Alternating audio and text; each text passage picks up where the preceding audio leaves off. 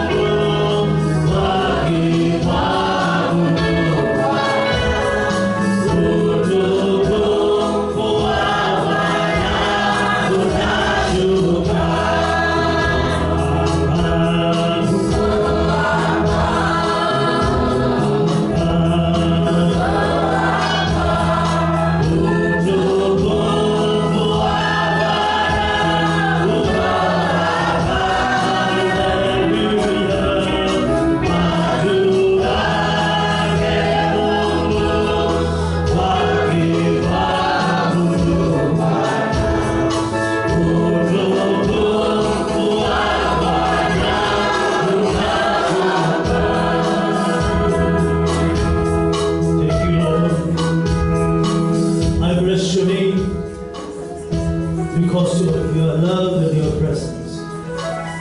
Lord, we take this time to thank you and to say that you are holy.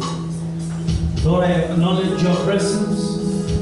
I pray that, Abba Father, that today, that you will not only minister to us who are present here, but to every creature, Lord, in this world, to every Kenyan, Lord, and to everybody in the entire world.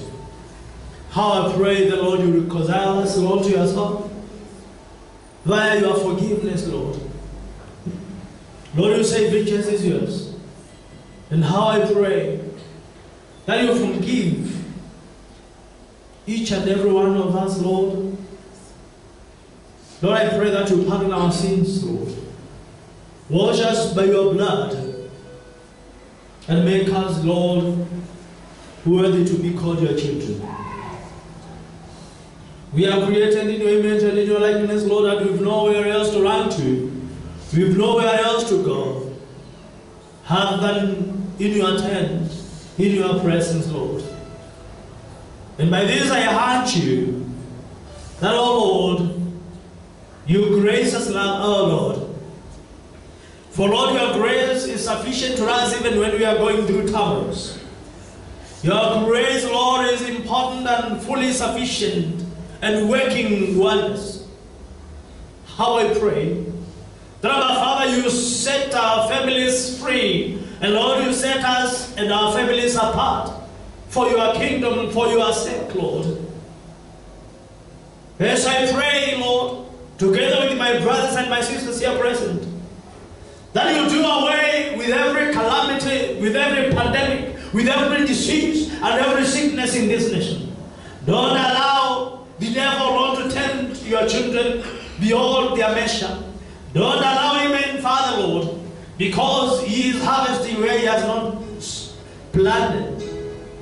And Lord, I decree and I declare that we curse his roots. That, our Father, we curse his origin and his being. That, our Father, we curse his means and his plans. Because you are going to punish him. May you, O God, punish the devil forever. Because I decree and I declare that his reign of terror is over. Lord, I set free your children from every disease, be it arthritis, be it sugar diabetes, be it sugar dialysis, diabetes insipidus, be it blood sugar, be it high blood pressure, be it coronavirus, whichever case, Lord, I cast out every demon which is behind all these turmoils in the name of Jesus Christ. Lord, whichever thing the devil is plotting, Lord, to input in the world, I thought it out, Lord. And I pray, and I decree, and I declare that he won't succeed. Lord, you know us better. You created us in your image and in your likeness. And up to now, Lord, we are in the era of grace. Because of your grace, Lord, which we won't take for granted, I pray that, Lord, you set us apart for your kingdom and for your sake. That, our Father, you set us free to yourself. You are so loving, Lord, and you are so caring. May we minister into our spirits, Lord, into each and every person's spirit, that in your name, Lord, they will be exactly as you created them to be. These your children, Lord, present here. There is a purpose for you are being created, for you having created them. You created all of them, Lord, each with a purpose to carry. And I decree and I declare that the main cause of your being created, you are going to leave it in the name of Jesus Christ. What God created you to become, it is exactly what you become in the name of Jesus Christ. What God created you to be, it is exactly what you are going to be in the name of Jesus Christ. I speak to your spirit. I speak to your soul. I speak to your flesh. And that your spirit won't be fought, won't be attacked, won't be stolen in the name of Jesus Christ. They've been waging war against your spirit. And I'm here present today to decree and to declare that your spirit will be your spirit for the rest of your life. Nobody will hold it or touch it, especially the devil. He has no access to your spirit from this minute in the name of Jesus Christ. For I'm sealing you by the blood of Jesus Christ and the fire of the Holy Spirit. I decree and I declare that you are going to be fully fully okay in yourself in the name of Jesus Christ. I pray for the grace of God to abound in you. You who came from heaven in form of spirit and entered in this body which was formed by your father and your mother, I decree and I declare in the name of Jesus Christ, your spirit will be totally full and normal and okay in the name of Jesus Christ. And if there is any harm which had begotten your spirit, I destroy that harm. If there is any power of attack which was over you, I destroy it in the name of Jesus Christ. If there was any fight which was lingering around your life, I destroy that fight in the name of Jesus Christ. And I command now your spirit to be free. I command your spirit to be free. I command your spirit to be free in the name of Jesus Christ. Naamrisha ukamilifu wa roho yako. Naamuru roho yako ikakamilike kwa jina la Yesu Kristo. Naamuru roho yako ikakamilike kwa jina la Yesu Kristo. Roho yako iliyokuwa imefungwa ninaamuru ifunguliwe. Ninaamuru iwe huru. Ninaamuru iachiliwe huru. Ninaamuru iwe huru. Ninaamuru iwe huru in the name of Jesus Christ. Roho yako haitaitanishwa na vita. Na kwa hivyo nateketeza vifungo vyote vya rohoni. Kama walikuwa wamekamata kisehemu chochote cha sehemu ya roho yako, iwe ni macho yako, iwe ni mapua yako, iwe ni masikio yako, iwe ni ulimi wako, iwe ni mdomo, iwe ni miguu, iwe ni tumbo, iwe ni mgongo, chochote ambacho walikuwa wananuia kuiba hakitaibika kwa jina la Yesu Kristo. Chochote ambacho walikuwa wameshika mateka, ninateketeza mateka wote na ninaamuru roho yako ikamilike na iwe huru kuanzia dakika hii in the name of Jesus Christ. Naamuru roho yako iwe huru na ikamilike, nao utakuwa huru hata katika mwili wako, utakuwa huru hata nafsini mwako in the name of Jesus Christ. Maana kuanzia dakika hii roho yako inakamilika, inaenda kuwa huru, inaenda kuwa imejazwa utukufu wa Mungu, inaenda kuwa imejazwa baraka za mbinguni in the name of Jesus Christ. Na nena na aliyetoka mbinguni alitumwa kwako akiwa na kusudi, na hilo kusudi unaenda kuliishi in the name of Jesus Christ. Ndiye amekuwa anaibiwa, ndiye amekuwa anapigwa vita, ndiye amekuwa anawindwa, kuanzia leo hata windwa, kuanzia sasa hata windika, kuanzia leo hata karibua na pepo in the name of Jesus Christ. And I decree and I declare kwa maishani mwako hautapitia vita yoyote. I wash you by the blood of Jesus Christ. I seal you by the blood of Jesus Christ. I seal you by the fire, the hand of the fire of the Holy Spirit. I decree and I declare that from today you sing the glory of God. You sing the glory of God in the name of Jesus Christ. And now I ignite spiritual fire in your spirit, in your soul, in your flesh. In the name of Jesus Christ, it begins to burn in the name of Jesus from this minute, and it will continue and it will never cease, because you will remain free for the rest of your life. In Jesus' name, I pray. Amen. Amen. Naomba ukae chini.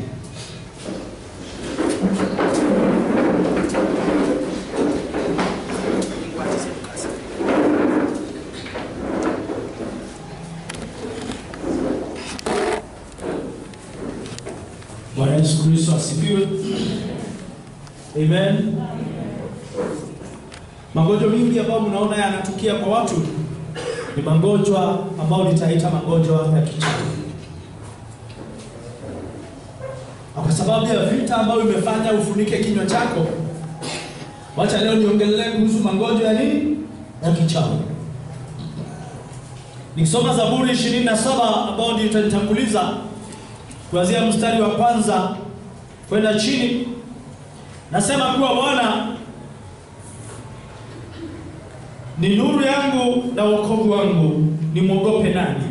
Daudi hakuwa na nuru nyingine isipokuwa Mungu wake.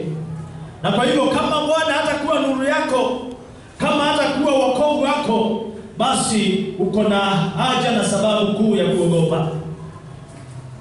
Bwana ni ngome ya uzima wangu, ni mhofu nani? Naomba ufikie mahali pakuwa unajua ni nani ambaye ni ngome yako, ambaye ni nani uzima wako. Na siku ile utafikia pale, mambo yako yote yatakuwa shwari. Anasema watenda mabaya waliponikaribia, kumaanisha wanakuanga na wanaweza karibia. Amesema Zaburi 91, watakuja karibu nawe, karibu na mkono wako, lakini hakuna mabaya yote ambayo yatakuzukia. Kwa hivyo watenda mabaya walimkaribia, walikaribia Daudi, walikaribia Israeli, lakini walishindwa. Lakini walimkaribia wafanye nini? Watenda mabaya waliponikaribia, wanile nyama yangu. Kumbe kuna watu ambao kiu yao ni kula nyama za watu ambao hawezi wakawala wakiwa hai. Na kwa jina la Yesu Kristo wote wataangamia ukiwaangalia kwa macho yako. Anasema watesi wangu na adui zangu walijikwaa wakaanguka. Na kwa jina la Yesu Kristo wote ambao walikuwa wanakufuata, wote ambao walikuwa kupangia mabaya, na amuru kwa jina la Yesu Kristo wajikwae, waanguke na wasikawai inuka tena kwa jina kuu la Bwana wetu mkombozi wetu Yesu Kristo. Jeshi lijapojipanga kupigana nami, moyo wangu hautaogopa. Kwa sababu kwa nini moyo wake hautaogopa? Wakati wachawi wamekuja kama majeshi, wakati mapepo wamekuja kama majeshi, ni kwa sababu hashamkabidhi Yesu moyo wake, hashamkabidhi Yesu nafsi yake, hashamkabidhi Yesu maisha yake. Nami naomba kama umemkabidhi Yesu maisha yako, watakusanyana hata 10,000 kuliani mwako, lakini watateketea ukiwaangalia in the name of Jesus Christ. Kuna aina kadha wa kadha ya majeshi. Kuna mapepo majeshi ambayo yanainuliwa kutoka kwenye nyika. Na ndio maana Yesu anasema itengenezeni njia yangu nyikani. That is Isaiah chapter 4 verses 1 to 5. Verses 2 to 3 anasema itengenezeni njia kuu nyikani. Yani in the desert, mahali ambapo kumejaa sand dunes, mahali ambapo kumejaa sand dunes, ambapo kumejaa mchanga, vilima vya mchanga, Yesu anasema itengeneze njia yangu kuu nyikani. Yani nyikani ni mahali ambapo hakuingiliki, mahali ambapo hakupitiki, na watu wengi maisha yao yamekuwa kama hiyo nyika. Maana Yesu anataka kupita, lakini kuna uchafu, kuna mazagazaga ambao yako nyikani. Kuna ukame wa neno, kuna ukame wa damu ya Yesu, kuna ukame wa nini. Na ndio maana nasema itengeneze njia, na njia ikiwa imenyooka, gari ama yote ambaye anaenda huenda kwa kasi. Lakini njia ikiwa na vilima, kukwea kilima inakuwa mwendo mgumu, kushuka inakuwa mwendo mgumu. Maana ukishuka mbio, ile brakes zinaweza kuvunjika. Na ndio maana anasema inyosheni mapito yangu. Nawe ukichukua nafasi hii, unyoshe moyoni mwako, rohoni mwako, mapito ya Yesu Kristo apite, maisha yako yote yatakuwa shwari, na utauona wema wa Mungu, na utauimba utukufu wake. Maana yeye ndiye aliumba mbingu na nchi, yeye ndiye njia, ukweli na uzima. Na ndio anasema yanyosheni mapito yangu. Na mimi nakwambia kuna majeshi yote ambao kutoka nyikani. Bwana Yesu asifiwe sana. Ukisoma Ufunuo 12 utaona mahali ambapo mwanamke alikimbia na yule mtoto nyikani, na alipokimbia nyikani akawa anafuatwa na ile njoka ambao katika nyika iliachilia maji kama mto, na ikiachilia maji kama mto katika nyika, utajua utakuwa changarawe. Huwezi kimbia kwa sand ikiwa iko na maji, kwa sababu unakimbia unasink, si kweli?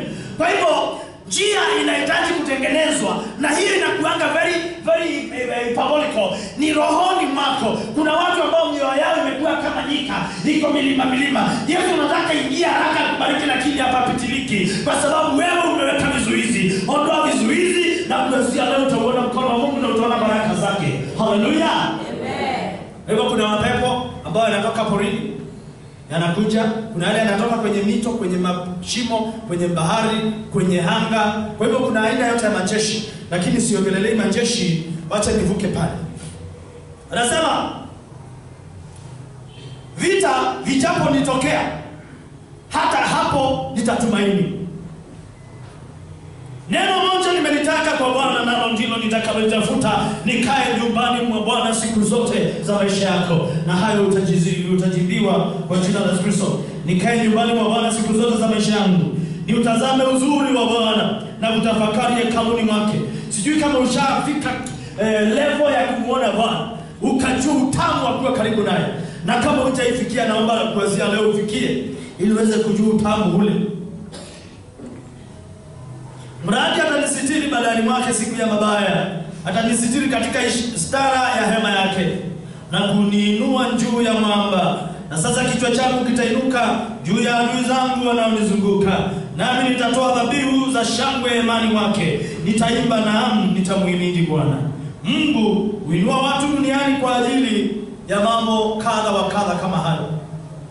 Huyu Daudi ameinuliwa na Mungu, na akiwa ameinuliwa na Mungu anaanza kupita mapito. Kuna watu pale wanataka kuila nyama yake. Wachawi wanajipanga, maana ndio hula nyama za wafu. Wanataka kula nyama yake. Wanaenda wanatoa majeshi ya mapepo. Sijui hapa walikuwa wanamtolea kutoka wapi, wanamtumia, lakini haimfikii. Kwa sababu gani? Amempea Yesu moyo wake, amempea Yesu nafsi yake, amejiweka mikononi mwa Mungu. Na kama hujadiriki kupea Yesu maisha yako, tafadhali naomba ukampe. Maana ukimpa, mambo yako yote yataanza kuwa shwari na utauona mkono wa Mungu. Naomba uchukue nafasi hii, mkabidhi Yesu maisha yako. Hakika utasherehekea, hakika utafurahi siku zote za maisha yako. Daudi hakuwa mshindi kwa sababu ya ujasiri aliyokuwa nao kama mtu. Ni kwa sababu tunaona hata wakati alikuwa mdogo, anaambia Goliathi, wewe wanijia kwa hii nishane na ukubwa wako, nami naja kwako kwa jina la Yesu Kristo. Hata kama unatoshana anje, as long as Jesus is your God, as long as God is your refuge, nothing will harm you, nothing will fight you, nothing will attack you, nothing will befall you. And I call you today to turn to God. If you are not in Him, if you are not in accord with Him, come to Him, and your life will never be the same again. Hallelujah. Amen. Daudi alipitia magumu sana. Wanatengeneza magonjwa, wanamtumia. Wanatengeneza majeshi na kimbia kwenda kwake. Lakini inakuja, ndio alikuwa anasema in the book of Psalms 91, anasema walikuja kuliani mwangu, lakini hata 10,000 wakija hawataweza, kwa sababu wote watashindwa. Na ndio pale mwisho kuanzia verse 10 anasema kuwa Mungu humuokoa mcha wake. Anasema Mungu humuokoa yule wake. Hallelujah. Anasema ule mstari wa 10, anasema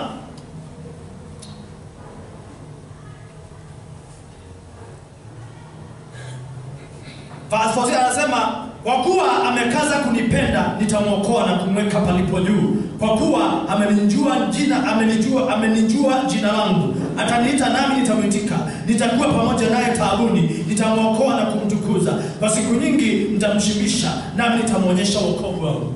Ushawahiona mtoto hata mmoja ambaye anaita mzazi wake na mzazi asikia akaitika? Anaitika, mama, anaitika, baba, anaitika. Lakini mtoto wa jirani akikuita mama, hata hiyo sauti ya ujuu, mama, hiyo sauti si hii ya yangu. Mama, baba, unajua anaita baba ya. Hivyo hapa kuna watoto wangapi? Wawili. Mtoto wa Mungu na mtoto wa Ibilisi. Hakuna siku mtoto wa Ibilisi anaita Mungu na anaacha sign contract ya kuwa pamoja. Acha simama akasema na kupokea kuwa Bwana na Mwokozi wa maisha yangu. Kuanzia leo wewe ni wangu. Huyo anasimama anaita Yesu, baba, ataitika. Wewe uko na watoto, na mtoto wa jirani akuita mama, wewe ni mama yake. Kwa hivyo lazima uwe pamoja na Yesu. Hebu Daudi alipitia magumu, na haya magumu aliyoyapitia haliyashinda kwa kuwa alimwaminia Mungu. Hebu Mungu kwa ajili ya kutimiza makusudi mazuri. Shetani huinua kwa ajili ya kutimiza makusudi yake mazuri ambayo kwetu ndio mabaya. Kile wewe uko kwa Mungu unaita kizuri, kwao ukikifanya umefanya kile kibaya. Kile kwao kizuri kwetu ni kibaya. Na wao wako kwa njia yao. Shida ni ukiingia kwa njia yao utapotea. Wewe uko kwa njia yako, ukiingia kwa njia yao utapotea. Yesu alishukia kwa njia ya Roho Mtakatifu wakati wa Pentekoste watu 120, na hao 120 wakafanya makubwa sana. Mpaka leo tunasherehekea hiyo ambao walifanya. Na siku ya kwanza wametoka watu 3,000 wanaume, bila kuhesabu wa mama ambao sasa wakihesabiwa tunasema 9,000 8,000 waliokoka hiyo siku moja. Wewe ulipopokea Roho Mtakatifu umefanya nini? Bwana Yesu asifiwe. Wakati umepokea Roho Mtakatifu umefanya nini? Amen.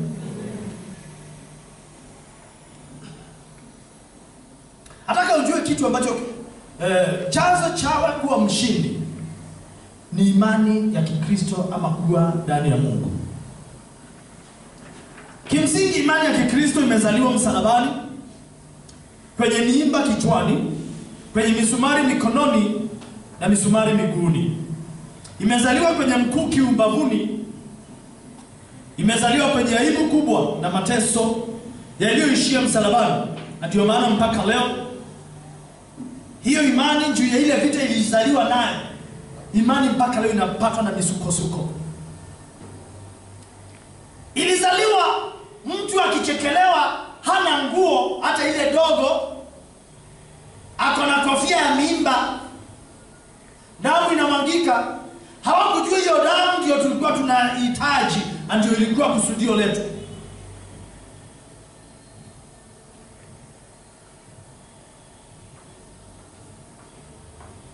Inapatwa na msukosuko, vita, lakini bado inasonga mbele. Najua Mungu ataondoa hii pepo inaitwa ugonjwa na utaacha kusumbuka.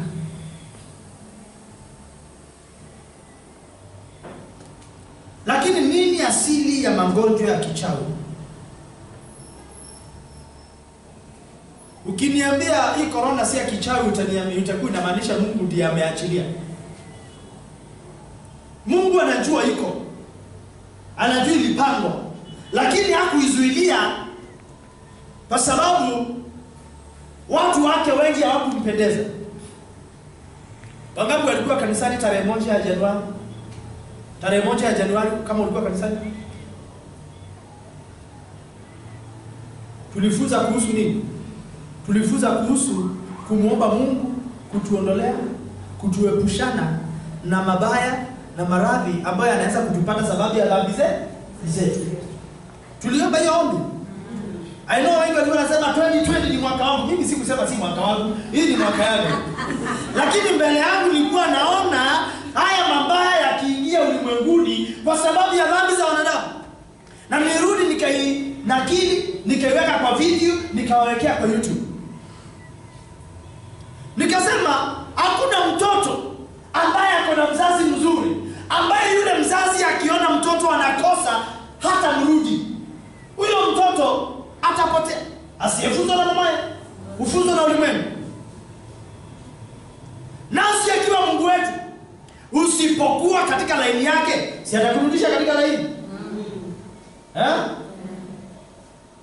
Si atakurudisha katika laini? Ndio nilifunza nikasema, Baba tuondolee mabaya ambayo yanaweza kutupata kwa sababu ya dhambi zetu na dhambi za wale tunakaa nao. Na hiyo hombi mpaka leo inasimama. Hakuna ugonjwa ambao utakupata kwa jina la Yesu Kristo. Amen. Kimsingi kuna magonjwa yanayosemekana ni kwa sababu ya kibiolojia.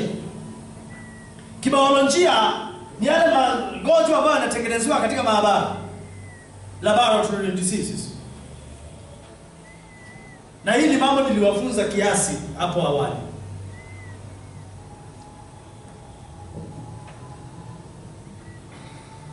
Wanadamu, kila kitu yote ni biashara. Mtu mmoja ameenda ametengeneza kompyuta, mwingine ameenda ametengeneza Microsoft, na yule ambaye ameitengeneza anakuja sasa hapa anakupangia mambo kadha wa kadha. Anakuambia nimekutengenezea hii, lakini sasa mwingine anaenda anaona huyu hatakuwa anapata pesa peke yake, huyu hatakuwa anapata mali peke yake. So what will I do? Natengeneza virus, naitupa kwa kompyuta yako, naitupa kwa simu yako, kwa hivyo inakoraptika. Ili hiyo simu itengenezeke, lazima nitafutie dawa ambayo inaitwa nini? Antivirus. Na nikitafutia antivirus, si hao watu wawili wamepata pesa, watu watatu wamepata pesa. Huyo ameweka virus, ndiye ametengeneza bado dawa ya kuiondoa ile virus. Na wale walisoma kompyuta wanajua kitu kama Trojan antivirus, ingine Kaspersky, hapana. Na maanisha, okay, Trojan virus, which other virus do you know? Huyu anajua Kaspersky inaondoa. Nanielewa? Lakini nao wameanza kuharibiwa biashara na wale watu ambao wameziweka online. Una download tu for free antivirus. Huyo naye anatengeneza njia, because the more you are downloading, you are using your bundles, and those bundles, your pesa inaenda kwake. What do I mean? Hata kuna magonjwa ambayo yanatengenezwa katika laboratory, maabara. Haya magonjwa yakitengenezwa, wale watu wataanza kutengeneza vaccine, na wa make sure hata wakipata dawa ya kuiponya hawataiachilia baada ya ugonjwa itaondoka ulimwenguni. Because kama umesemekana uko na mgonjwa ambao unaitwa virusi, kwa mfano vya ukimwi, hiyo kirusi sasa yakitaondoka utakuwa unapewa zinaitwa aje? Zile dawa anapea watu antiretroviral therapy. So unakuwa uko mtumwa wa kunywa hiyo dawa mpaka kufa kwako. Nani anatengeneza hiyo dawa? Hata kama unapewa na government bure, nani akakwambia ingia Kenya bure? Si yule ametengeneza anapata. So nyingi hapa ni biashara. How comes? Since mwaka wa 2015 Bill Gates anaanza kuongelea kutatokea ugonjwa ambao utahitaji watu wawekee vaccine fulani. Why azi? Since 2010 anaongelea hii mambo sana. Ni nini ambacho anataka? Ni nini? Na sasa hizi is always the crusader ambaye anaongelea mambo ya nini? Mambo ya vaccine. Na wengine washaanza kuweka iko na kachip ndani. Acha nikwambie hata waweke ile iko na nini. Na waseme lazima. As long as the grace of Jesus is here with us, as long as Holy Spirit haja baduka, there is nothing will amaze me. The only thing is, they can control you like a robot. Hizi nyakati tuko ni nyakati baya. Biblia imesema, Yesu alisema in Matthew 24, Luke 21, Mark 13, kuwa kutatokea magonjwa yasiyo na tiba, kutatokea mambo mingi, lakini bado mwisho utakuwa. Why? Sababu bado Roho Mtakatifu hajanyakuwa. Mimi sasa hizi nakaaga nikiwa nangojea kunyakuliwa. Naweza kuwa naingia mbavu ninyakuliwe nikiwa bado niko hivyo. Yes. Aitani. Wengine watakutwa wakioga, wengine wamelala, wengine wanakula kabla haja aende. Mwingine akutwa kwa haja. Sisi kuna ule atakuwa kwa gari, kuna ule atakuwa kwa ndege. Mungu atangojea watu wote watoke kwa choo. Siku nata ule atakutwa katika hiyo hali. Wewe utakutwa wapi? Unanielewa eh? Ndio watu wanaanza kusema hii ndio mwisho wa dunia. Who told you? Mwaka wa 1918 kulikuwa na bubonic plague. England, watu walikufa 50 million. Hiyo miaka mbili inafuata ilikuwa Spanish flu, Spain, walikufa 50 million. Kulikuwa na hata Russia flu, walikufa 2 million. Kulikuwa na hata China, na hizi flu zilikuwa zinatoka bado China. Hii China tunaiogopa. Lakini kuna mtu aliniambia tusiogope sana kwa sababu hakuna kitu kinatoka kule kinakuaga permanent. Kiona made in China, inachua itakaa kama made in Germany. Unanielewa eh? Lakini nimeona mtu mwingine akisema imetengenezewa kwa wazungu and then ikapelekwa Wuhan ili isemekane imetoka kule. Kuna watu nilitumia clip kitu fulani kwa channel fulani. Amen. Kwa hivyo kuna magonjwa aina kadha wa kadha ambao wengine wanasema ni magonjwa ya kibiolojia. Mtu anaweza kusema sababu hizo ni moja wapo ya magonjwa. Si ni kweli? Lakini then nilikwambia mtu akitamka neno kwako, ile neno ambalo ametamka halina nguvu. Lakini yule ambaye atabaka pile neno ndio anatia nguvu. Mtu anakuambia utaanguka. Huyu ambaye amekwambia utaanguka hana nguvu. Lakini ile pepo itakuja nyuma ya kuanguka. Hiyo nyuma ya roho ya neno kuanguka. Hiyo ndio ya kuangalia sana. Katika kile jambo kuna kuanga na kile kiko nyuma ya lile neno. Bwana Yesu asifiwe. Hivyo kuna magonjwa ya kichawi ambayo yameandikwa hata kwenye Biblia. Yanatokana na nini? Anataka ikumbukwe kuwa lolote la kichawi ndilo hilo la nini? La kishetani. Sikubia. Tunasema magonjwa ya kichawi sababu yanatokana na shetani na wakala wake. Ndio maana tunaita magonjwa ya shetani. Mathayo sura 4 na habari zake zikaenea katika Shamu yote, wakamletea wote waliokuwa hawawezi, walioshikwa na maradhi mbalimbali na mateso, wenye pepo na wenye kifafa na wenye kupooza, akawaponya. Hapa tunaona mapepo mengi yana uhusiano na magonjwa ya akili, magonjwa ya laana ama mikosi au magonjwa ya moyo asili. Hii yote ni mashetani, yawe ni majini, yawe ni mizimu, iwe ni mapepo au mashetani au maroho. Yote ni nini? Yote ni mashetani na yanaweza kusababisha mgonjwa. Matthew 17 verse 15. Bwana, umrehemu mwanangu kwa kuwa ana kifafa na kuteswa vibaya, maana mara nyingi huanguka motoni na mara nyingi majini. Verse 16. Nikamleta kwa wanafunzi wako wasiweze kumponya. Yesu akajibu akasema, enyi kizazi kisichoamini kilichopotoka, nitakaa pamoja nanyi hata lini?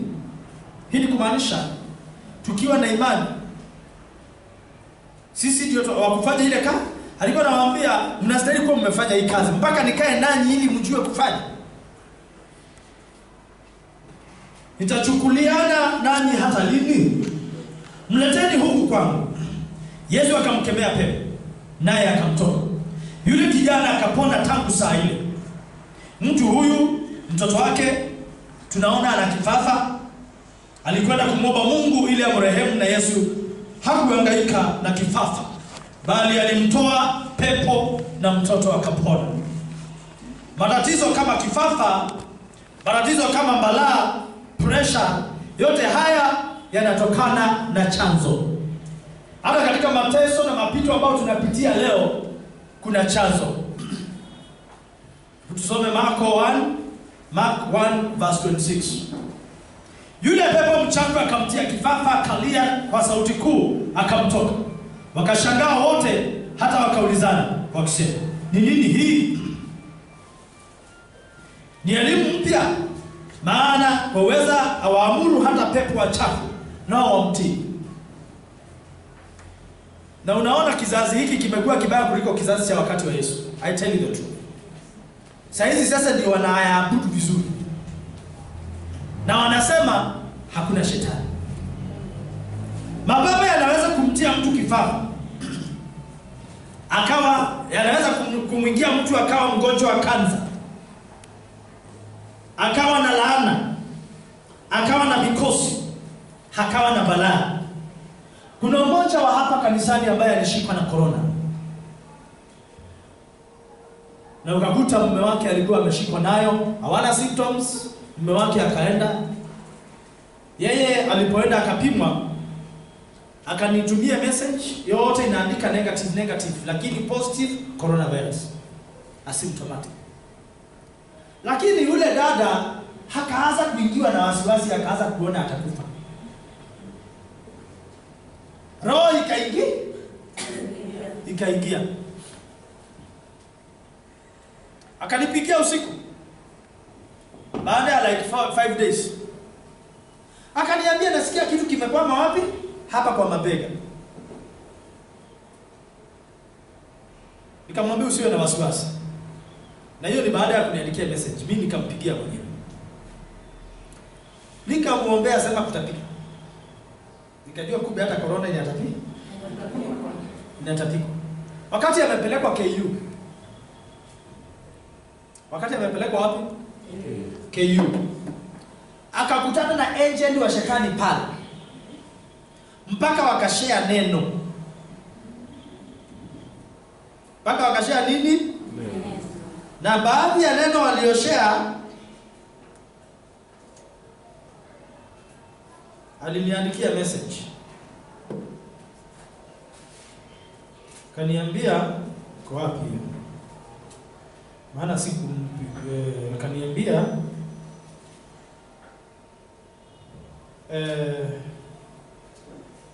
wameshare na mwanamke fulani.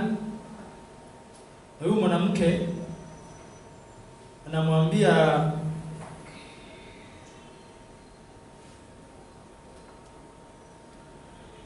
kwa yeye alikuwa ametumua roho ya cardiac arrest. Na akiwa ndiye ametumua cardiac arrest,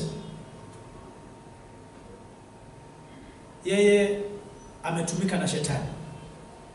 Hebu immediately sikumwandikia message, nilimpigia simu. Nilipompigia simu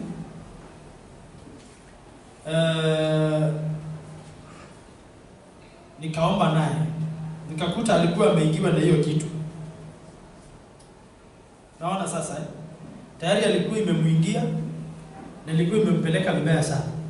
Yule mama hakulala ile usiku, aliamka akaingia kwa choo.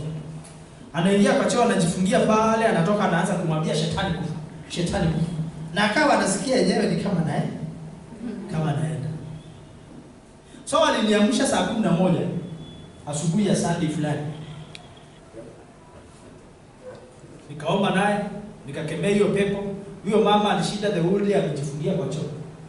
Na akakaa wazimu. I thank God, watoto wangu washatoka hospitali, wako nyumbani. Bwana Yesu asifiwe. Amen. Wametoka wako wapi? Wako nyumbani. Hii inamaanisha nini?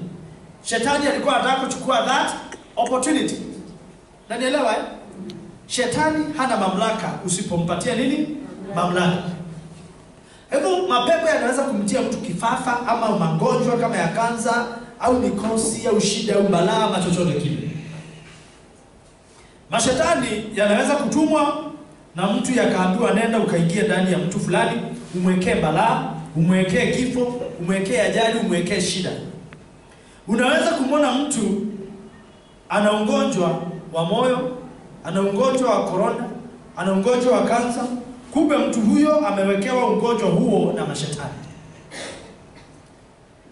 Nataka uelewe wakati tunaongea virus, bacteria, protozoa, bacteria, fungal, disease and thing, hizo vitu ni vitu ziko life. Na nielewa, ni vitu za maumbile tofauti. Na kila kiumbe kiko na mamlaka ya kumsikia Yesu.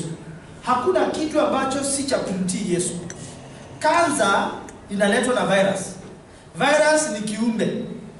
Na nielewa, na mashetani waliweka akili za watu kuwa any bacterial disease inaweza ondoka, lakini any viral disease iwezi kaondoka. Ndio wanasemanga homa haina tiba. Uko sure? Ukisoma Mark chapter 9 verse 20, wakamleta kwake, hata alipomwona mara yule pepo alimtia kifafa, naye akaanguka chini akagaagaa akitokwa na pofu. verse 26 yake. Naye Yesu akiona ya kuwa mkutano unakusanyika mbio, akamkemea yule pepo mchafu, akamwambia, ewe pepo bubu na kiziwi, mimi nakuamuru mtoke huyu, wala usimuingie tena. Akalia, akamtia kifafa sana, akamtoka. Naye akawa kama amekufa. Hata wengi wakasema amekufa. Lakini Yesu akamshika mkono, akamuinua yeye, akamuinua naye akasimama. Yeye Yesu hakushughulika na kifafa na ile results ziko pale. Shetani ni shetani. Get out. Sema ndani yangu. Shetani hatakaa kwa jina la Yesu.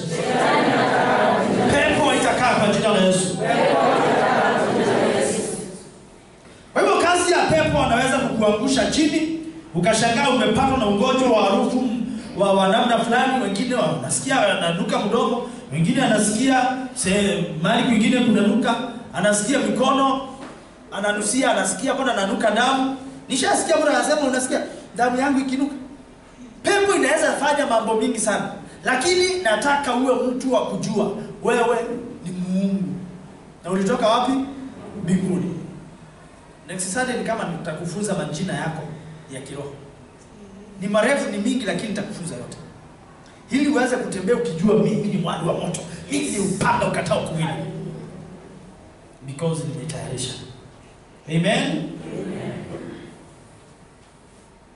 Ukikuta mtu akamuoga, sio kupenda kwake.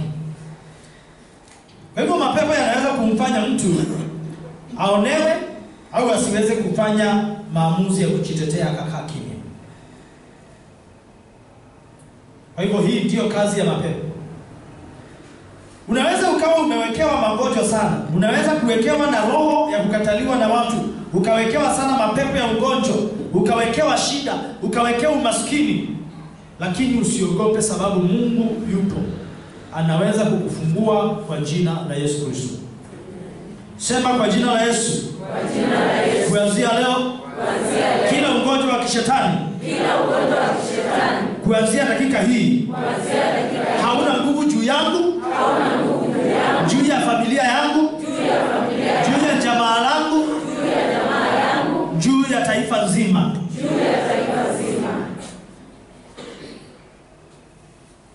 Kwa hivyo many times watu wengi wamebwagwa chini na mapepo. Pepo anaweza kutumwa akabwage chini mahusiano ya ndoa, akabwage chini heshima ya mtu kazini. Pepo anaweza kubwaga chini biashara, anaweza kubwaga chini chochote kile. Kwa hivyo kila anguko unaloliona lina sababu yake. Sema Yesu. Kuanzia leo sitaanguka tena. Kwa jina la Yesu nitabakia juu. Hebu tuone waliotumwa. Duniani kuna watu walikuja duniani kwa sababu maalum. Hata leo hii kuna watu wametumwa kwa ajili ya kuanguka kwa wengi, kulingana na jinsi watakavyowatendea, na kuinuka kwa wengi kulingana na jinsi watakavyowatendea. Mungu huwa anatuma watu miaka baada ya miaka. Watu hao huja duniani kwa ajili ya kusudi maalum. Watu hao wana majina kama wengine, wanaongea kama wengine, wako na majina kama yale ya kwako, lakini wametumwa kwa ajili ya kusudi fulani, na watu hao hawawezi kufa mpaka kusudi lao liwe limetimia. Na mimi wanasema najua mimi ni baadhi yao. And I tell you, look around, utakuta wahubiri wengi wanaogopa sana mambo ya kutoa pepo. Hawataki kusadiki kuwa Mungu anao uwezo. Wengi wanaogopa. Nami najua jambo moja. Nilitumwa ili wengi wawe na amani na wawe na baraka. Alongside wewe kuwa na amani na baraka, vile nimetumwa ili wengine wasiwe na hiyo baraka. Maana nikiachilia baraka kwako, yule mchawi alikuwa na kuroga atabaki na baraka.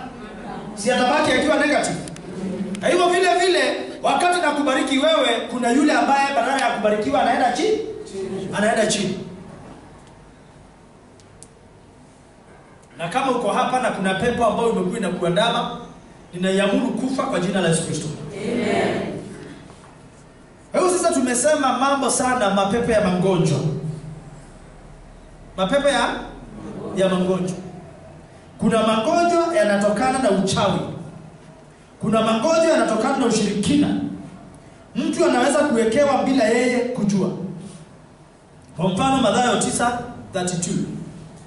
Hata hao walipokuwa wakitoka, tazama, walimletea mtu bubu mwenye pepo. Na pepo alipotolewa, yule bubu alinena. Kwa hivyo hapa unaona kuna maana kuwa magonjwa yote unayoona kuna pepo nyuma yake. Unanielewa? Yule bubu alinena, makutano wakastaajabu, wakasema haijaonekana hivi katika Israeli wakati wowote. Kumaanisha watu walikuwa wanauawa na mapepo tu, anasema akona ongea, kumbe ni pepo ambao ilikamata usemi wake, anasemeaka kwingine. Kuanzia leo utakuwa mkamilifu in Jesus name. Amen. Huyu mtu alikuwa ana matatizo mawili. Kwanza alikuwa bubu na pili alikuwa kipofu. Pepo alipotolewa ule ububu wake uliondoka. Yesu hakuhangaika na ububu wake, bali alihangaika na pepo la bubu. Na hapa tunajifunza kuwa kuna mtu anaharibu mimba, kumbe amewekewa mapepo ya kutoa nini? Mimba ile. Kuna mtu ambaye hapati kazi, kumbe ni mapepo amewekewa ya kutopata nini? Kazi. Kuna mtu ambaye aoleki ama haezi kuoa, kumbe amewekewa yale mapepo. Na hayo mapepo yote yanateketea leo, na kile ambacho ungekuwa unaenda kuwa kwa jina la Yesu Kristo. Amen. Tuangalie sana. Tunabakisha dakika 40.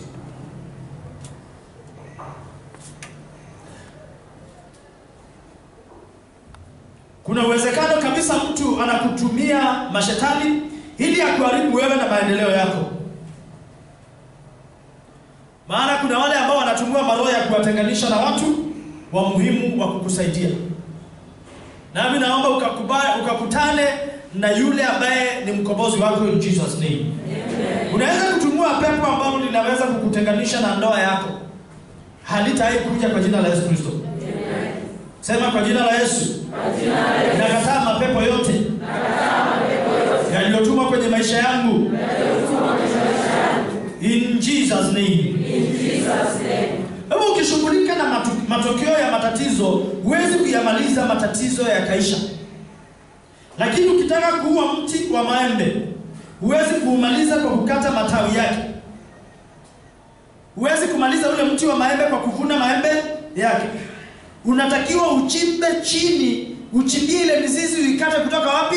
Chini. Si ni kweli? Maana ukichimba chini, uchimbe mti mzima, umoe mizizi yake yote, hapo utakuwa umeukata. Marko sura ya 9 mstari wa 17 hadi 25. Uisome. Hapo tunaona mtu anaweza akawa na njini, na hili njini anatumiwa na wasiompenda, likasababisha ububu, ukimwi, kanza, kupooza na mambo mengine. Lakini tumeona jinsi Yesu alivyomtendea huyu pepo ndani ya mtu huyu.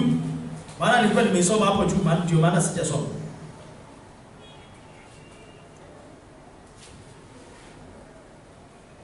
Yule pepo aliyekuwa ndani ya yule mtu, Yesu alimkemea akaondoka.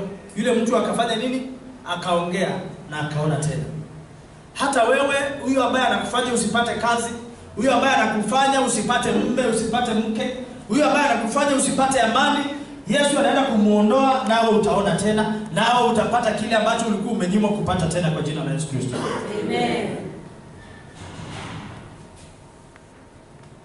Kumbe tunaona magonjwa ya kichawi yapo, na mapepo haya yakitolewa uzima unapatikana kabisa. Kwa hivyo pepo ya corona tutaikemea hapa. Itaondoka nchini, na watu wote, wenyeji wetu, marafiki wetu watakuwa huru in Jesus name. Amen. Luke 11:14. Naye alikuwa akitoa pepo bubu. Ikawa pepo alipotoka yule bubu akanena, makutano staajabu.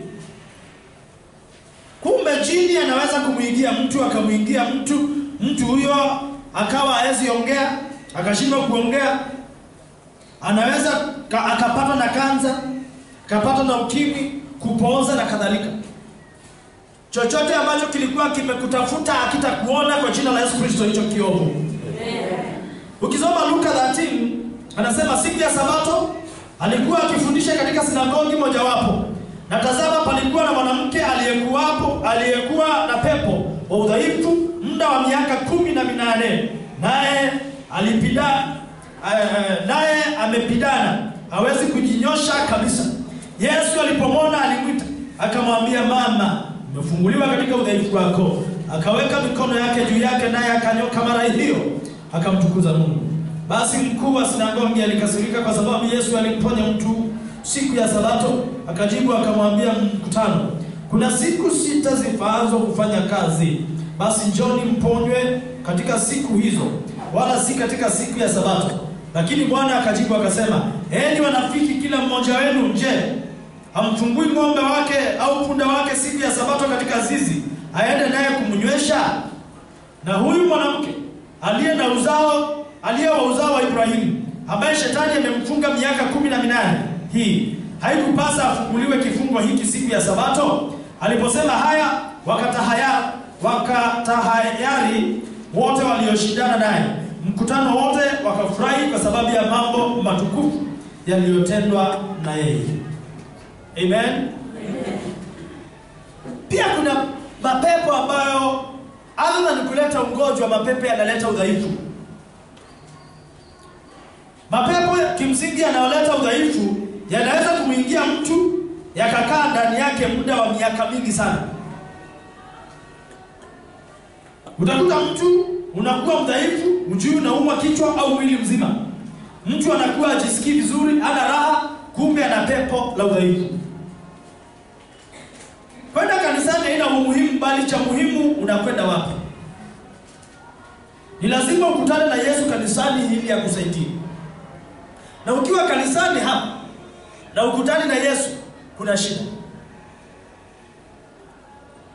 Kutana na Yesu akuponye. Zakayo alikuwa mfupi sana, alishindwa kumwona Yesu, akaamua kupanda kwenye mkuyu ili amuone Yesu. Bahati nzuri Yesu alipita kwenye mkuyu ule, akamwambia atakuwa mgeni wake. Tunajifunza jambo la muhimu, ni kujua mkuyu upi Yesu anapita leo, sababu mikuyu ipo mingi duniani. Si ni kweli? Mkuyu upi ambao ukikwea Yesu anapita katika karibu na ule mkuyu? Ufufuo wa Yesu Kristo, kufufuka kwake kumefufua baraka za watu wote ambao wanamwendea. Kumefufua baraka za watu wote ambao watamtafuta. Amen. Nasema hapa Shekinah, hapa Holy Spirit, ambapo nasema ni mboma ya ufufuo na uzima. Ufufuo na amani. Uzima na amani. Na itanga mji wa uzima na amani. Kwa sababu roho ndiyo itiayo uzima. Mwili haufai kitu. Ndio maana unaonanga mimi tunajiita mji wa uzima na amani. Kumaanisha nini? Ukiwa hapa umeamua kuenenda katika roho, sio katika mwili, sio katika nini? Nafsi. Kwa hivyo hapa ni mkuyu ambao Yesu lazima apitie, na akosaki kupitia. Haleluya. Hata sasa hako hapa. Haleluya. Kwa hivyo Yesu yupo na anasaidia watu wote bila kubagua. Tumeona huyu mwanamke ambaye amepandishwa udhaifu wake. Na udhaifu ukafanya nini? Ukaondoka. Sema kwa jina la Yesu. Mahali popote ambapo kwenye maisha yangu pamepinda, na panyoosha kwa jina la Yesu. Naamuru panyooke kwa jina la Yesu. Naamuru panyooke kwa jina la Yesu. Pia kuna watu wamefungwa kichawi. Mtu anaweza kufungwa biashara yake isifanikiwe. Mtu anaweza kufungwa kichawi kazini akabaki pale pale. Mashetani wanaweza kufunga, manjoka wanaweza kufunga, mizimu kufunga mtu na maisha yake. Sema ninateketeza mizimu, miungu, majoka, mapepo na mashetani yote. Kuanzia sasa sitafungika. Nitakuwa uhuru milele.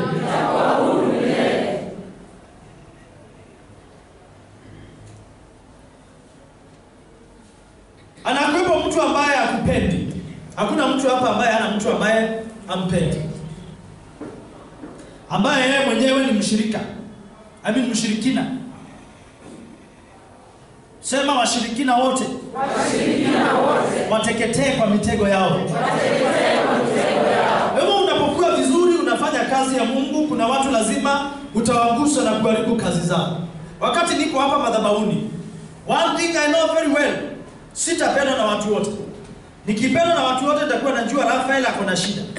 Kwa sababu hata wachawi wakinipenda, sinamaanisha I'm their friend. Yes. Lakini wakati nasikia mtu pale anasema pastor ni mbaya sana, nafurahi sana. Kwa sababu najua bado nawatisha. I make them not to sleep. How comes wewe mtoto wa Mungu ukose kulala na mchawi alala? Asilala wewe lala. Lakini si usingizi wa kiroho. Amen.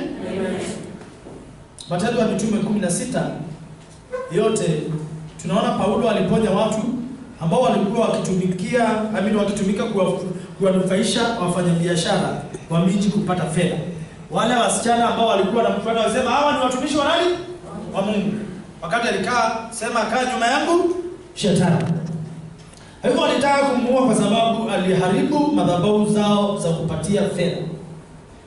Leo kuna watu ukiwaona utajua wataenda mbali sana. Kuna watu ukiwaona unajua hawa watu wenye wako wataangamia kwa jinsi walivyo na wanavyofanya. Kwa sababu watu hawa wamekataa Mungu wataangamia. Kwa sababu watu hawa wamependa Mungu wataenda mbele. Ibrahimu alikuwa hazai yeye na mkewe.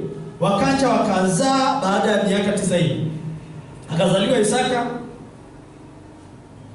ambaye kwake tunapata Yakobo na uzao wa Israeli ukatokea kwao. Kuna mwingine amezaliwa ana kipawa cha kusaidia watu. Akikitumia kwa ajili ya utukufu wa Mungu anafanikiwa. Na hata asipokitumia kwa ajili ya utukufu wa Mungu bado kitafanya kazi, sababu Mungu akikupa kipawa hakunyang'anyi. Lakini utakutana naye siku moja katika hukumu. Chochote ambacho Mungu amekuwekea neema na mamlaka ya kufanya, fanya. Mtu mwingine anaona kwenye tumbo lako kuwa kuna nyota ya kuzaa mtoto wa aina fulani. Anatuma mashetani ukiwa bado mdogo ili usifanikiwe kuzaa mchungaji au mfanyabiashara mkubwa au kiongozi wa nchi. Siku moja nitawafunza siri ya masaa. Kwa mfano, ile saa mbaya sana kabisa ni saa 4. Saa 4 ndio mtu akikwambia unaanguka utaanguka. Kuna kazi ya saa 1, saa 2, saa 3. Saa 6 ndio mashetani wanafanyanga mambo mengine yao. Saa 7 wanaona wanakamilikiwa. Lakini unajua hiyo ni pande yao. Sisi kwetu pia kuna sababu ya masaa. Unanielewa? Saa 9 ndio harusi ya kishetani hufanyika. Hebu kuna mambo ya masaa. Siku moja nitakufunza.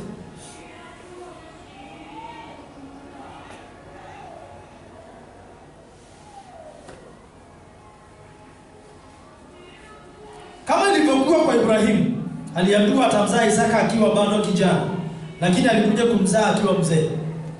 Kumaanisha kulikuwa na maroho ambayo alikuwa anapigana naye ambayo alimchelewesha. Kuna mashetani yanaweza kutumwa kwa mtu ili kumfunga asifanikiwe kufanya kusudi lake hapa duniani.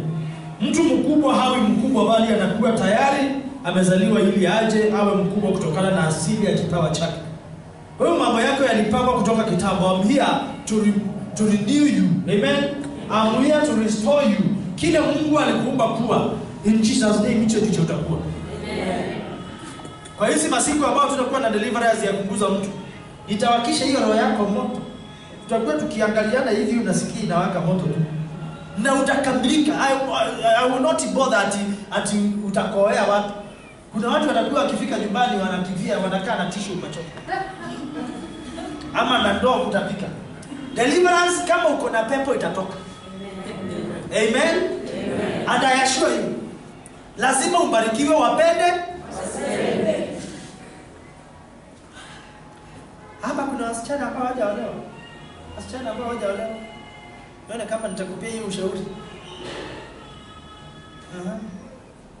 Moja, mbili. Ukitaka kuanza maisha, angalia mtu mwenye akili nzuri. Akili ambayo iko na maono mbele, lakini usiangalie mtu mwenye mafanikio ambaye tayari ako na gari lakini ukimpata ni sawa. Ambaye tayari ako na nyumba, hau ako na kila kitu. Kwa mfano, ukichukua yai ule, unakuanga umekula yai pamoja na mifupa yake, pamoja na manyoya yake, pamoja na nyama yake, matumbo yake, mavi yake, kila kitu. Unajiuliza kwa nini watu hutumia yai sana kuharibu wengine? Wewe ushakutana na watu ambao mmekasirikiana na wanajua silaha nzuri ni gani? Yai fiza. Na usiku wanasimama mahali kule ushago. Wanangojea ukipita. Utanuka wiki mbili hata kama. Kwa hivyo ukila yai na mwingine akila kuku, yupi ambaye amekula zaidi? Jibu ni aliyekula yai. Kumbe mmeanza kuerefuka vizuri. Sababu amekula mpaka manyoya ya kuku. Lakini yule amekula yai kuku ameondoa hizo vitu. Si ni kweli?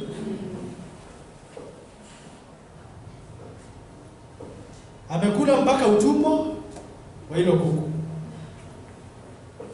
Lakini yule aliyekula kuku amekula nyama peke yake. Hivyo kuna watu wanaishi kwa stahili ya kula kuku. Usihangaike na watu wenye mafanikio tayari. Usiangalia hiyo nyama ya kuku. Haina kila kitu. Angalia ya? Umeelewa? Angalia yai. Amen. Why am I saying this?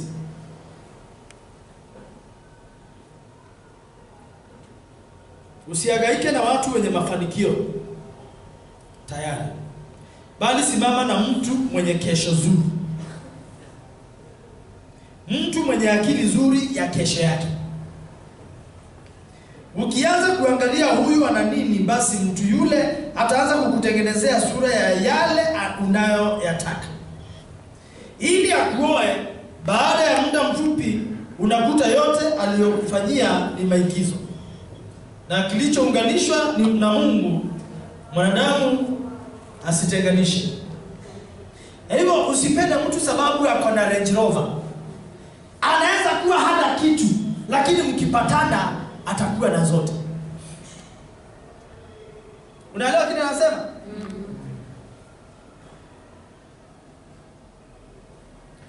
Hivyo usikute unabaki na kidole cha maisha yako. Simama imara, usihangaike. Mungu yuko pamoja nawe. Kwa hivyo wale ambao hawajaoleka, naomba ndoa, roho wa kukuolesha ashuke in Jesus name. Kwa hivyo wengine wamefungwa na shetani. Katika ile nitaita kidogo vifungo vya shetani. Shetani anaweza kufunga uso. Anaweza kufunga mikono ukakuta ukishika chochote akifanikiwa. Anaweza kufunga miguu. Unakumbuka Yoshua 1:3, Yoshua aliambiwa utakapokanyanga patabarikiwa. Shetani na malaika zake na wachawi wanaweza kuona ubunifu ulioko ndani yako, wakakufunga ushindwe kuanza. Kila mtu anacho cha kipawa, ama kwenye mikono, au kwenye moyo, au kwenye miguu, au kwenye kinywa, au chochote. Mungu ameweka baraka kwenye mikono ya mtu. Mungu ameweka baraka kwenye maisha yako. Lakini shetani anang'ang'ana ku make sure amekuja kuzuia hiyo baraka isikaifanya kazi wala kuipata. Na ndio maana tuko hapa kushindana, tutoke hapa tukiwa washindi kwa jina la Yesu Kristo.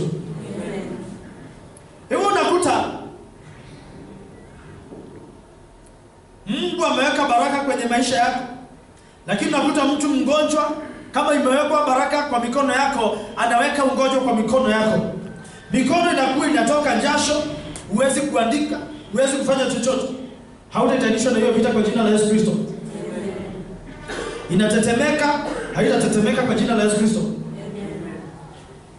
Unakuta wengine wako na magonjwa ambao hayaponi hospitalini, kumbe amewekewa mapepo. Hivyo leo nilitaka sasa nikuletee taswira tofauti. Yes, kuna magonjwa. Yes, kuna corona. Lakini ni nani yako nyuma ya hiyo? Ni shetani. Ili shetani aondoke, unafanya nini? Unampiga na anafanya nini? Anaondoka. Amen.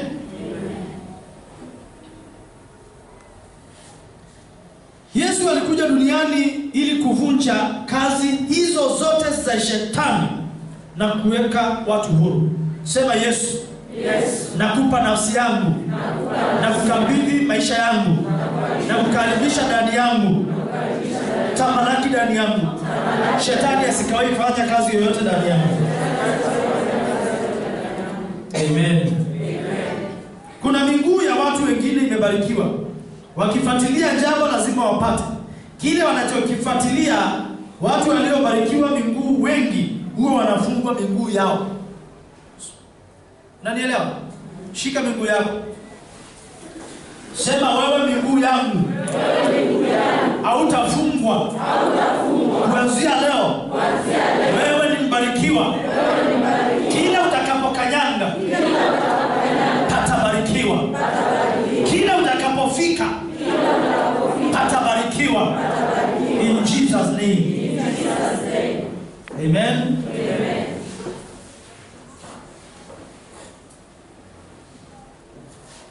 Kuna watu wako na vinywa ambavyo akinena tu hiyo kasauti inaweza toa nyoka. Lakini kinywa inafungwa, ukiongea na watu wanasikia unawapigia kelele. Karibisha, shika kinywa chako.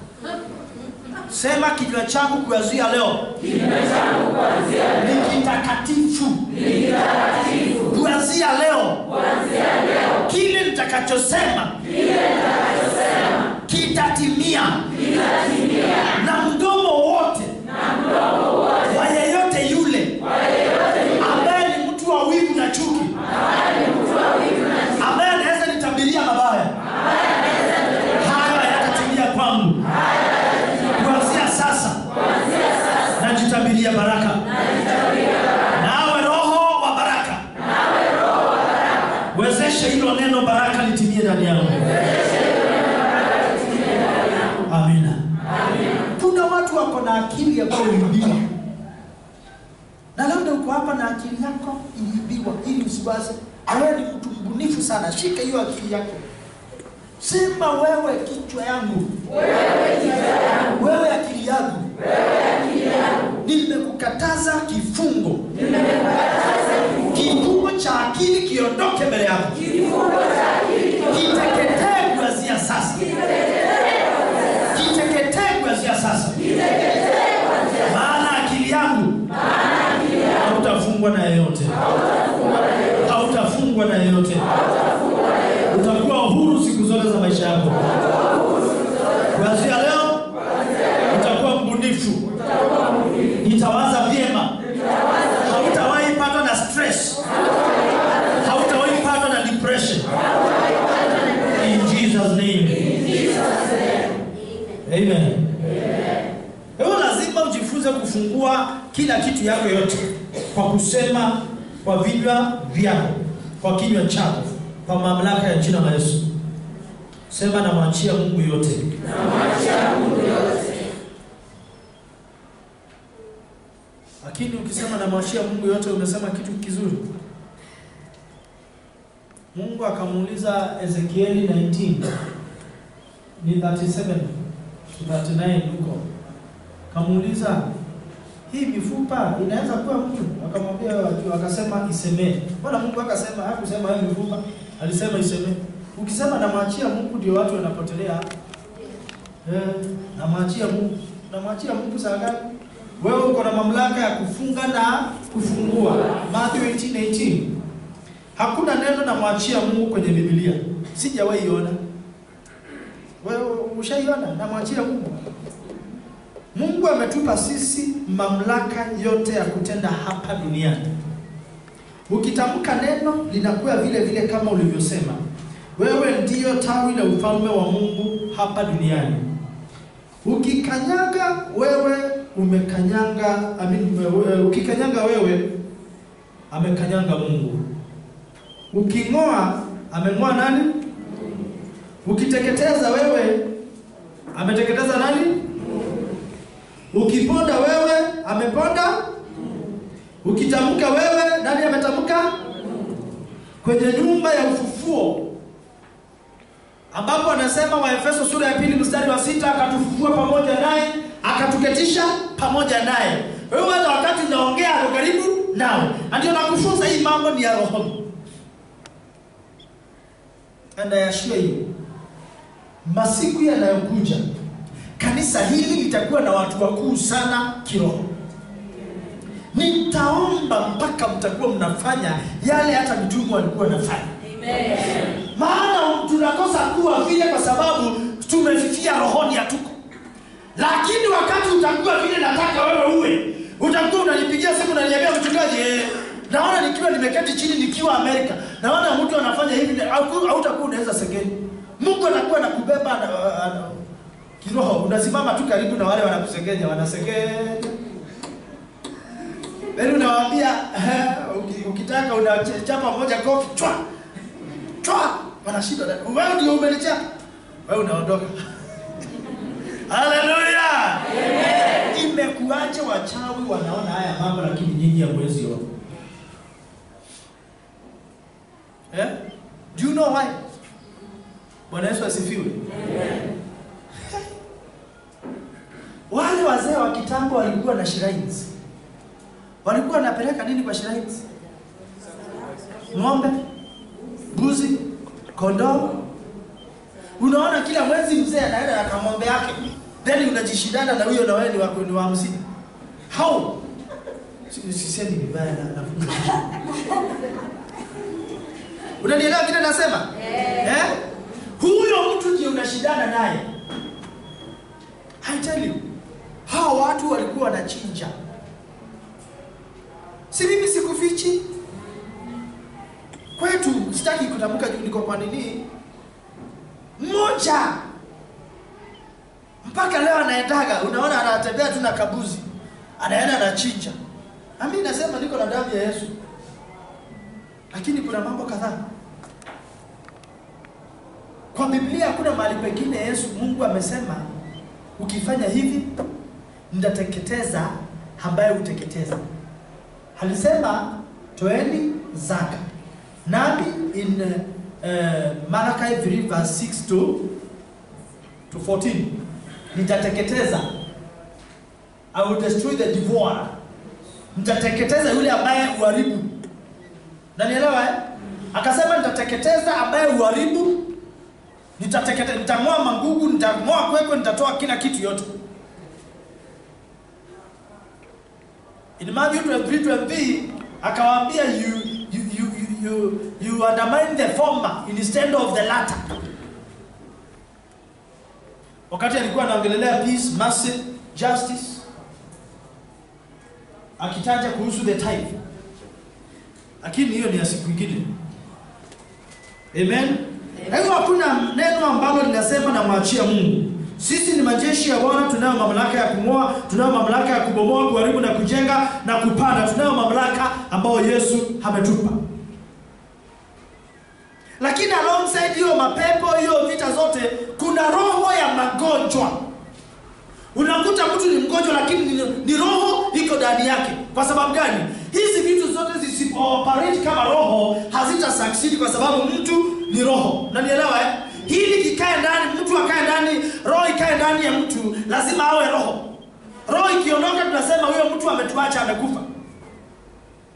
Ili roho ya kitu fulani ikae ndani ya mtu, lazima nawe ile lazima kuwe na mwili. Majini ama mashetani wanakuwa wametumwa na watu kuharibu maisha ya watu wengine. Yeyote yule unayemwona mgonjwa ana dhiki au shida, nyuma yake kuna roho imetumwa ya kumwangamiza. Haiwezekani mtu amesoma shule akamaliza elimu yake isimsaidie kuendeleza kivipawa vyake akafanikiwa. Ni mtu ametumia mapepo wachafu waharibu kichwa chake asiweze kuchangamka akapata kazi au kufanya biashara. Tena iwezekani mtu ameharibiwa maisha yake na mizimu ya familia ili asifanikiwe, abaki vile vile akaenda kanisani. Ni lazima watu wawe huru kukombolewa kutoka kwenye vifungo zile. Lakini mtu akiharibiwa na hiyo mashetani na mtu aingie kanisani na atoke vile vile, kanisa itakuwa inakosea. Ni lazima wewe uwe huru kwa jina la Yesu Kristo kutoka kwenye vifungo hivyo kwa jina la Yesu Kristo. Kuna watu wanakuloga sio kwa sababu wana uadui na wewe, hapana, bali kuna kitu kikubwa Mungu ameweka ndani yako, wanazuia kisitimie kwa sababu kitaonekana na kuwa msaada kwa watu wengine, wanaogopa kisionekane. Kwa hivyo wanakuona na baada ya hiyo wanaona wivu kwako.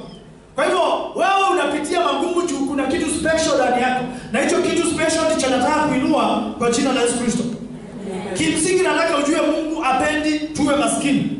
Ukisoma Wakorintho wa pili sura ya 8 mstari wa 9, wewe ambao umepitia hali ile, anasema maana mmejua neema ya Bwana wetu Yesu Kristo jinsi alivyokuwa maskini kwa ajili yenu, ingawa alikuwa tajiri, ili kwamba ninyi mpate kuwa matajiri kwa umaskini wake.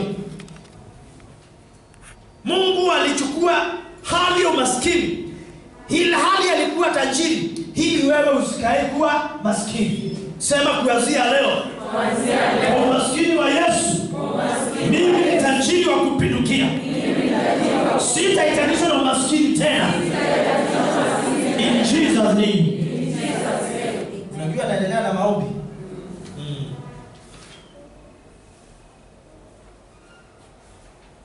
Mungu wa Ibrahimu ndiye Mungu wetu.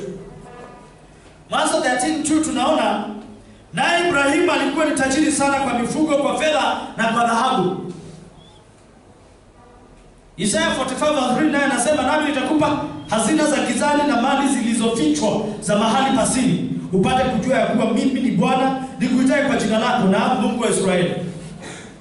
Sema yeye Mungu, saa yako ya kunipa hazina za gizani na mali zilizofichwa za mahali pasiri imefika.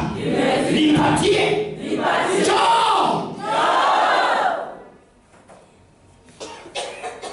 Mateso yote yanayowapata watu,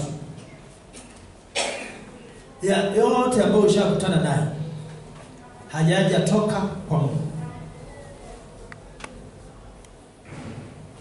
Maana Mungu anasema in Lamentations, ama Maombolezo sura ya 3 mstari wa 31 kwa kuwa Bwana hatamtupa mtu hata milele, maana ajapomhuzunisha atamrehemu kwa kadiri ya wingi wa huruma zake, maana moyo wake hapendi kuwatesa wanadamu wala kuwahuzunisha. Kwa hivyo Mungu hapendi kukutesa, Mungu hapendi kukuhuzunisha. Jifunze kutamka kwa kinywa chako. Haya mambo na kufunza ni ya muhimu sana. Yatilie wapi? Maanani.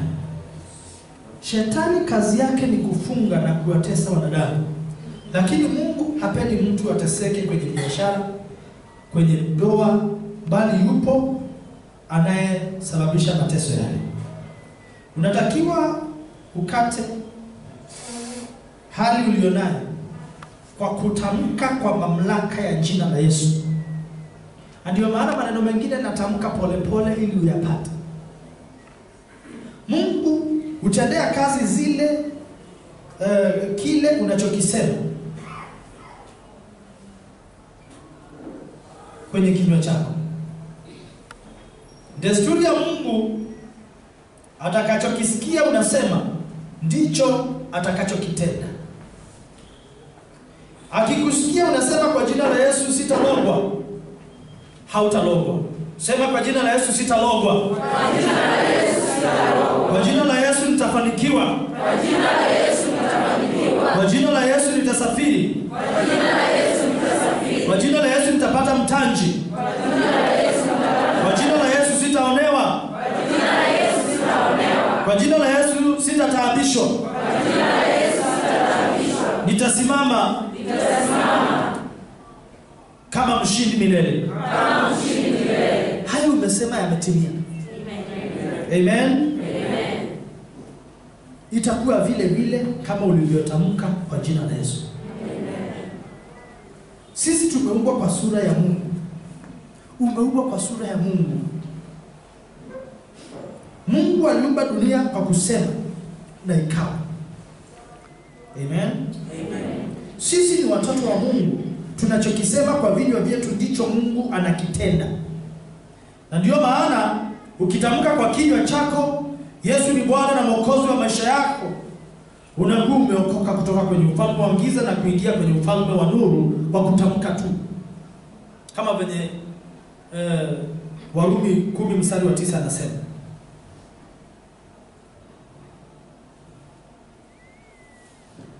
Anataka kupea siri ya mpanda farasi. Farasi na mpanda farasi wake. Ukimuua mpanda farasi, ukamwacha farasi, baadaye atakuja mtu mwingine kumpanda yule ama huyo farasi. Si ni kweli? Si ni kweli? Vile vile ukimwangamiza farasi na mpanda farasi wake ukamwacha, baadaye atapanda farasi mwingine. Si ndio? Lakini ukimuua mpanda farasi na farasi, utakuwa umemaliza kazi. Ukikibizana na farasi na wache mpanda farasi, si atanunua farasi nyingine apande? Aya, ukiua mpanda farasi, si mpanda farasi mwingine atakuja kupanda ile farasi? Unaelewa kile namaanisha? Akili kubwa kuliko zote duniani ni kujua cha kufanya, wakati wa kukifanya, na ni nini cha kufanya kwa wakati huo. Haya nimetamka kwa sababu kuna kusudi la kuishi. Na wewe ili uishi lazima nawe ufuate maadili ya Mungu. Kila mtu hanayo sababu ya kuishi. Una sababu kuu ya kuishi hapa duniani kulingana na kipawa ulichopewa na Mungu. Ukitumie kikunufaishe, utajirike. Una sababu ya kuishi. Wengine wamepewa moyo, wengine akili, wengine mikono, wengine sura, wengine miguu, wengine vinywa. Wote hao wamepewa vipawa hivyo ili viwanufaishe. Wengine hawajui vipawa vyao ndivyo vitakavyowafanya waweze kufanikiwa, wanahangaika na mambo mengine. Kila mtu hapa ako na kitu ambacho Mungu alimpea cha kumvusha. Na hicho kitu ninakivuvia moto wa Roho Mtakatifu na unaenda kuvuka kwa jina la Yesu Kristo.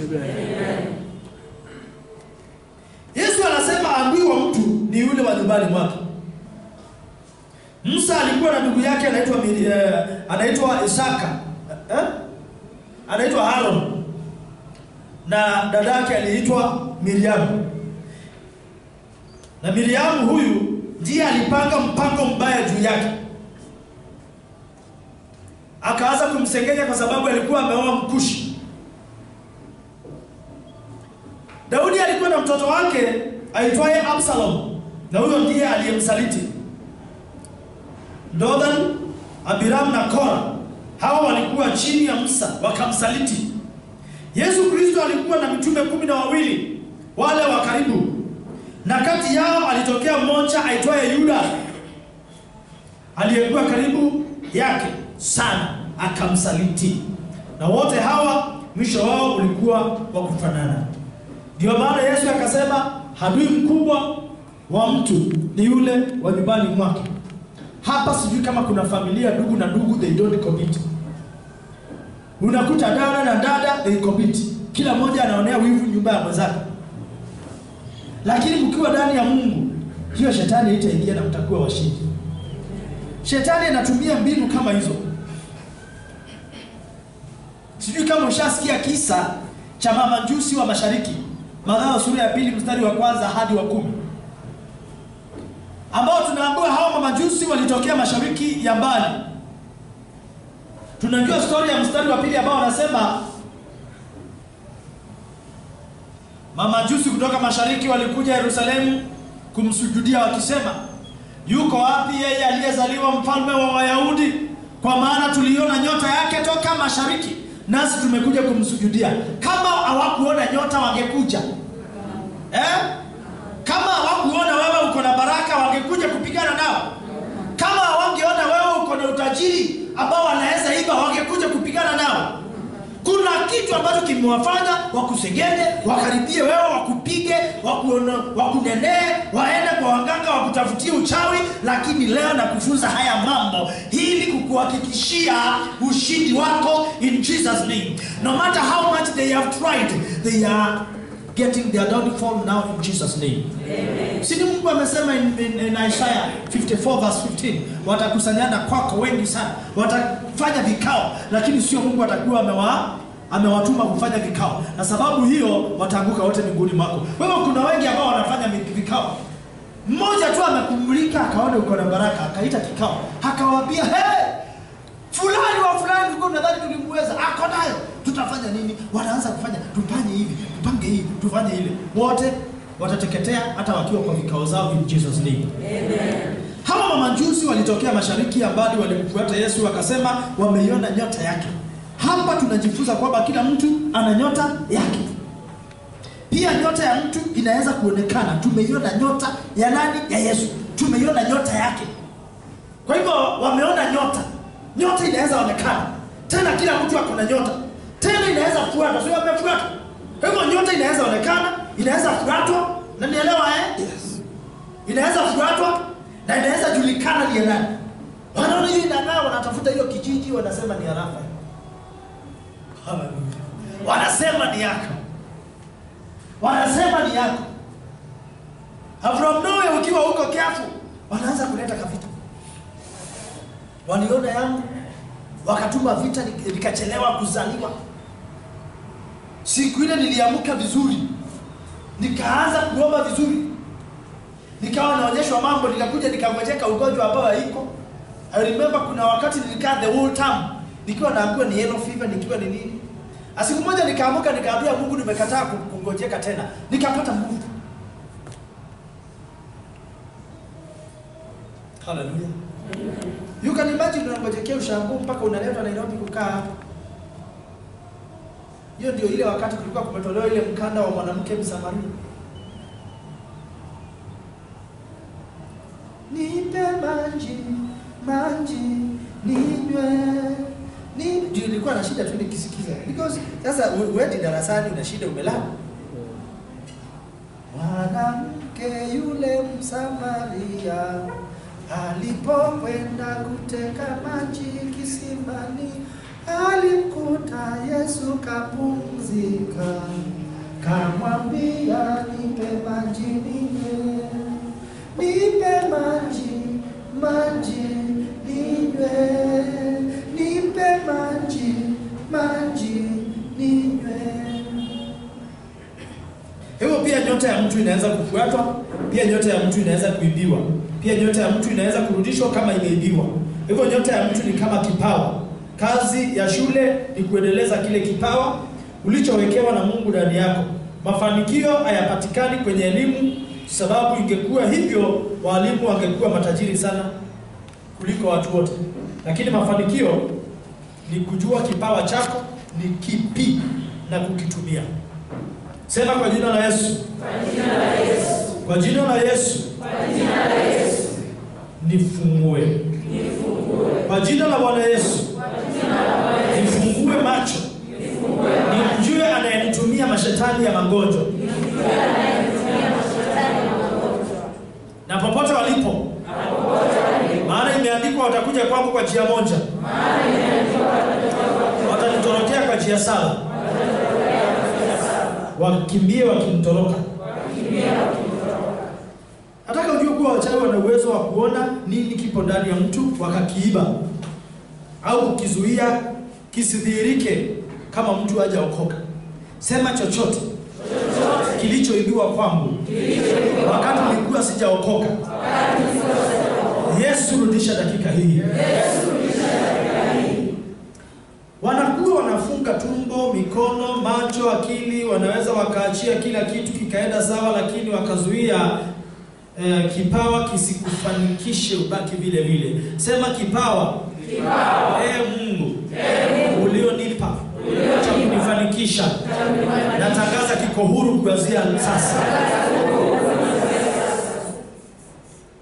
Hivyo leo hii simama urudishe vyote vilivyoibiwa na kuharibu magonjwa ya kichawi kwa jina la Yesu.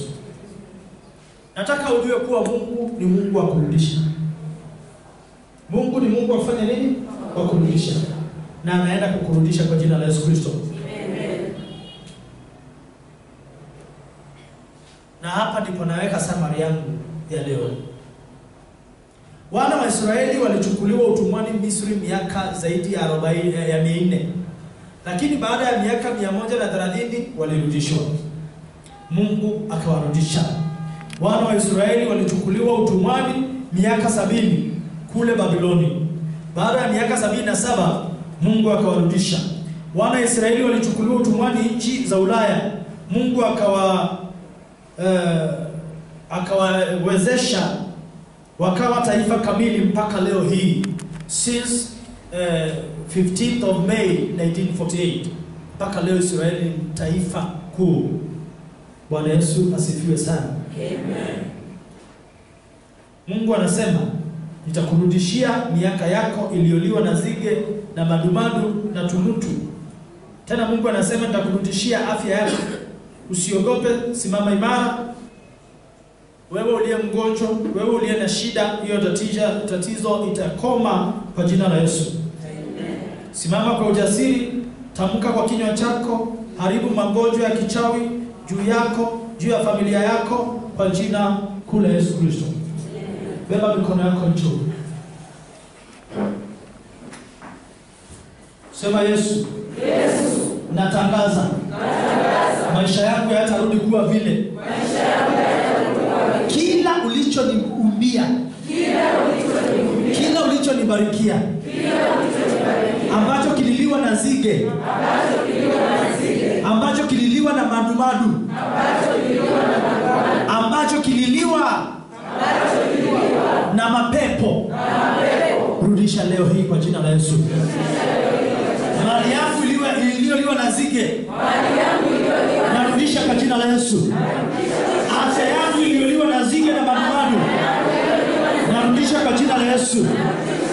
Maisha yangu yaliyoliwa na nzige na madumadu na tunutu na vidundu, narudisha kwa jina la Yesu. Narudisha taifa la Kenya.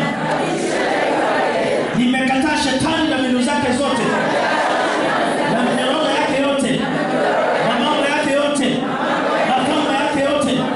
Na kuanzia leo sitatenganishwa na vita. Kuanzia sasa sitatenganishwa na vita. Nimekataa mikosi, nimekataa vita, nimekataa shinda. Ewe pepo, ondoka kwa njia yangu. Ewe shetani, ondoka mbele yangu. Wewe korona, ondoka kwenye Kenya hii. Na kukemea, na kulaani, na kuondoa injili. Kuanzia sasa maisha yetu, maisha yangu yatakuwa huru. Kila kilichofungwa na shetani nafungulisha sasa kwa jina la Yesu. Nafungulisha mali, utajiri, afya. Ninaamuru roho yangu ikamilike. Ninaamuru roho yangu iwe huru. Kuanzia leo roho yangu haitafungwa, haitafungwa, haitapitia vita. Wewe roho yangu kamilika kwa jina la Yesu. Baba, kwa jina la Yesu Kristo, naweka mtoto wako huyu mikononi mwako. Nakuja kinyume na kila pepo ya ugonjwa, kila pepo ya ukoo, kila vita, kila shida, kila kamba za mauti na minyororo ya kuzimu, kila ulichofungiwa, kila ulichowekelewa, ninakiteketeza kwa jina kuu la Yesu Kristo.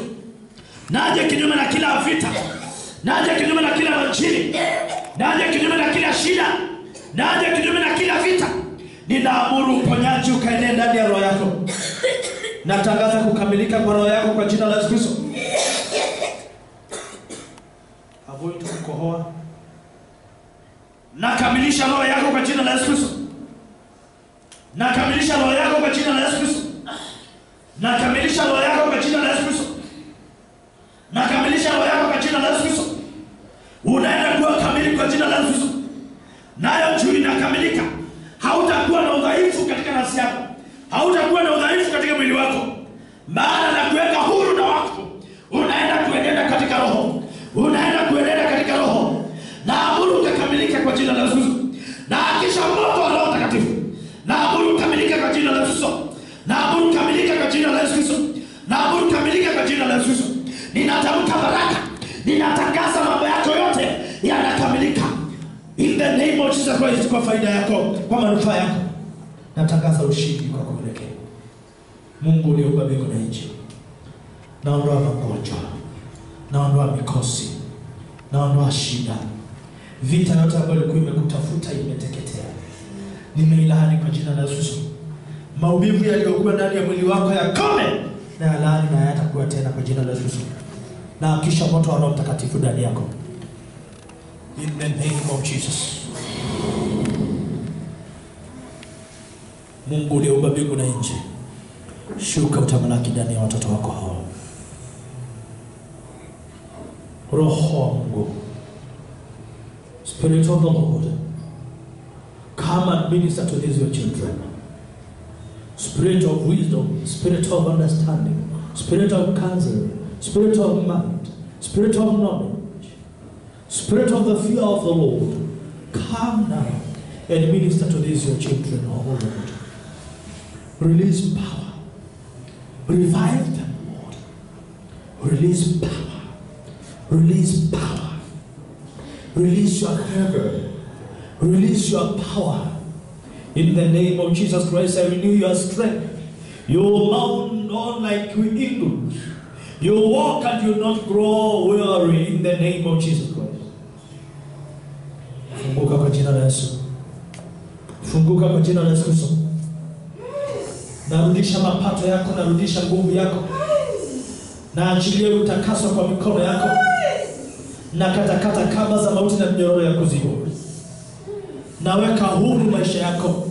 Uso wako ukaanza kuwaka moto wa Roho Mtakatifu ukang'ae. Kila kiungo yako yote nawakisha moto. Naweka moto kila kiungo yako yote. In the name of Jesus Christ. I release power over your life. I release power over your life. I release breakthrough. Mani umekwama nimekukwamua. And in the name of Jesus Christ, by Wednesday, utakuwa unatoa ushuhuda. Wewe uliyekuwa na ugonjwa pokea uponyaji. Wewe uliyekuwa na shida imekoma na kupea ushindi. Pokea kwa jina la Yesu Kristo. Pokea kibali kwa jina la Yesu Kristo. Pokea ushindi kwa jina la Yesu Kristo. I release peace. I release peace upon your life. I release peace upon your life. Never will you be the same again from this day. I release power. Na amuru kakamilike rohoni mwako. Yesu, mimina baraka zako kwa wana wako. I pronounce blessings. I prophesy a new life in you. And you will never be the same again. Na bariki sadaka yako. Mungu akakupea ushindi. Hautashindwa maishani. May the Lord bless you and keep you. May the Lord make his face to shine upon you and be gracious to you. May the Lord turn his face towards you and give you peace forever. In Jesus' name. Amen. Amen. Amen.